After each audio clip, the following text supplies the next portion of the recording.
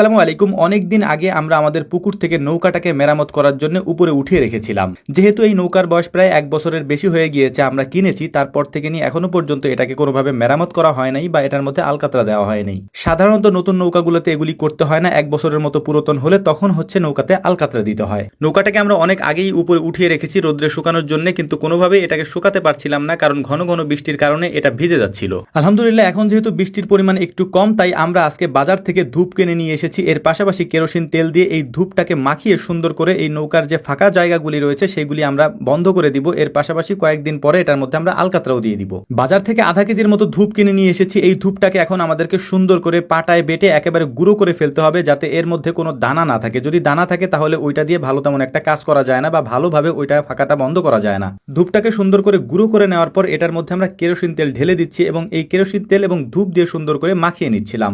ধূপ এবং কেরোসিন তেল একসাথে পরিমাণ মতো মাখিয়ে নিলে এটা কিছুক্ষণ পরেই শক্ত হয়ে যায়, যেটা নৌকার ফাঁকাগুলিকে আটকাতে সাহায্য করে। তো নৌকার মধ্যে যে জায়গাগুলিতে তক্তা বা কাঠের জোড়া দেওয়া রয়েছে ওই জোড়াগুলির মধ্যে আমরা সুন্দর করে এই পেস্টটাকে লাগিয়ে দিচ্ছিলাম খুব সুন্দরভাবে। আলহামদুলিল্লাহ এটা দেওয়ার পরে আমরা 2-3 দিন পর্যন্ত অপেক্ষা করব। এটা পরিপূর্ণভাবে শুকিয়ে গেলে তারপর ভিতরে এবং বাহিরে দুই জায়গায় আমরা আলকাতরা দিয়ে এটাকে সুন্দর করে আবার কয়েকদিন শুকিয়ে পানিতে নামিয়ে দেবো ইনশাআল্লাহ। নৌকার এই কাজগুলি করতে করতে হঠাৎ মাথায় আসলো অনেক দিন ধরে পুকুর থেকে মাছ ধরা হয় না বড়শি দিয়ে, তাই প্ল্যান করলাম যে আজকে বিকেলে পুকুর থেকে কয়েকটা মাছ দেখি বড়শি দিয়ে ধরা যায় কিনা। যেহেতু মাছ ধরার প্ল্যান করেছি তাই জালও নিয়ে এসেছি। যদি আমরা বড়শি দিয়ে মাছ ধরতে না পারি তাহলে জাল দিয়ে মাছ ধরবো ইনশাআল্লাহ। কয়েকজনে মিলে বড়শি দিয়ে আমরা মাছ ধরার চেষ্টা করছিলাম। যেহেতু বড়শি দিয়ে মাছ ধরা একটা ধৈর্যের ব্যাপার, এ কারণেই হচ্ছে আমাদের ধৈর্যতে কুলাচ্ছিল না বলে আমরা জাল দিয়ে সাইডেই মাছ ধরার জন্য খেউ দেওয়ার সাথে সাথে এই সাইডে একটা বড়শির মধ্যে বড় সাইজের একটা পাঙ্গাস মাছ জড়ায়। পাঙ্গাস মাছটাকে পানি থেকে উঠানোর পর দেখলাম যে আমরা যে জালটা খেউ দিয়েছিলাম তার মধ্যে বড় সাইজের একটা ব্রিগেড মাছ ধরা পড়েছে। যেহেতু বড়শিতে আজকে আমরা ভালো কিছু চার বা খাবার দিয়েছিলাম, যে কারণে মাছগুলি বেশ তাড়াতাড়ি এখান থেকে উঠছিল। বেশ কয়েকটা রুই মাছও আমরা এখান থেকে পেয়েছি আলহামদুলিল্লাহ।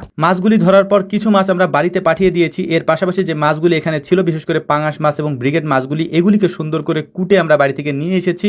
আনার পরে আমাদের পুকুরের মাঝখানে যে ছোট্ট একটা জায়গা রয়েছে এই জায়গার মধ্যে আমরা আগের দিনের মতো এখানে এটাকে সুন্দর করে ভেজে কয়েকজনে মিলে খাওয়ার চেষ্টা করবো ইনশাআল্লাহ। এই কাজগুলি আমরা আগে প্রায় করতাম, অর্থাৎ পুকুর থেকে মাছ ধরে তারপর আমাদের পুকুরের মাঝখানে যে ঘরটা রয়েছে সেখানে আমরা রান্না করতাম, কিন্তু এখন আমাদের সেটা আর তেমন একটা করা হয় না, কারণ কাজের চাপ অনেক বেড়ে গেছে। এই কাজগুলি আমরা এখন আর তেমন করতে পারি না। মাছগুলিকে আমরা আস্তই রেখে দিয়েছি, এগুলিকে কাটিনি, কারণ এই মাছগুলিকে আমরা আস্তই ভাজি করার চেষ্টা করব। দেখা যাক এটা করতে পারি কিনা, ভেঙে যায় কিনা। আমরা মানুষ এখানে বেশ কয়েকজন, তবে আমাদের কাছে মাছ এই দুইটাই আছে। তবে মাছ দুটার সাইজ বেশ মাশাআল্লাহ বড় সাইজের, এই কারণে হচ্ছে হয়তো আমাদের এটাতে হয়ে যাবে ইনশাআল্লাহ। মাছগুলিকে আমরা সরিষার তেল দিয়ে ভাজার প্ল্যান করেছি। এই সরিষার তেলটা মূলত হচ্ছে আমাদের ক্ষেতেরই তেল, যেটা অনেকেই আমাদের থেকে অর্ডার করে নিচ্ছেন। আলহামদুলিল্লাহ আমাদের নিজেদের ক্ষেতের এই সরিষার তেলের মধ্যে দুইটা বৈশিষ্ট্য অন্যতম। তার মধ্যে একটা হচ্ছে এটা প্রচুর পরিমাণে ঝাঁজ। এর পাশাপাশি এই সরিষার তেলটা এটা কাঁচা খাবারের সাথেও ব্যবহার করা যায়, তিতা লাগে না। পরন্ত বিকেলে আমাদের এই কাজগুলি আমরা করছিলাম। আমাদের পাশে আনিস ভাইকে দেখতে পাচ্ছেন, তিনি ফোনে কথা বলছেন। অর্থাৎ আপনারা যারা আমাদের থেকে ঘি, মশলা এবং সরিষার তেল এগুলি অর্ডার করছেন তাদের ফোনগুলি রিসিভ করে